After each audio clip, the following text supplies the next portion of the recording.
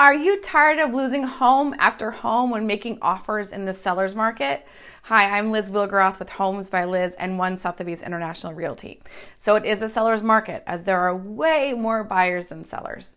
Today I'm going to give you 7 tips to help get your next home offer accepted. So tip number 1, you absolutely need to work with a real estate agent who knows this market. If you're trying to buy a home on your own, it is going to be very, very difficult. I would love to be that real estate agent for you. Tip number 2, you have to know what your budget is. So let's say your budget is $600,000.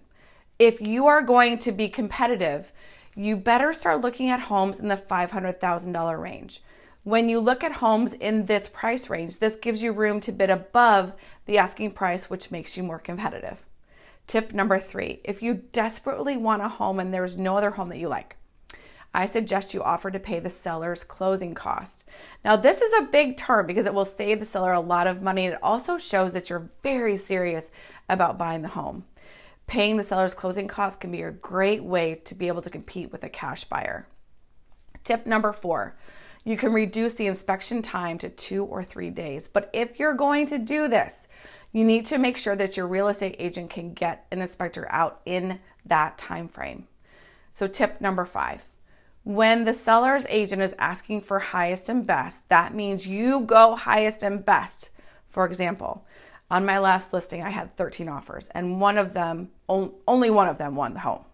After I let the agents know that they did not win the home, 2 of them came back to me and said, "Oh my gosh, my buyers will do whatever it takes to get it. They'll go above the winning bid."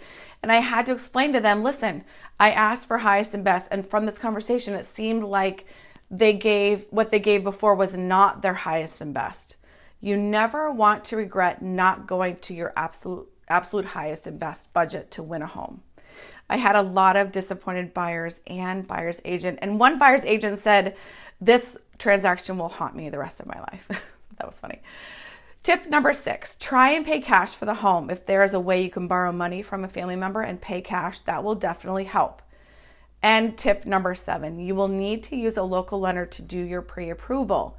If I see a lender that I have no idea who they are, they're out of state, I will be a little bit more hesitant to accept that bid because I just don't know how things are going to close.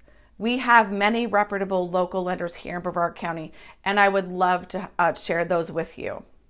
So in this challenging seller's market, it is imperative for you to work with an agent who knows how to work around some of these challenges and to get you in the home you want.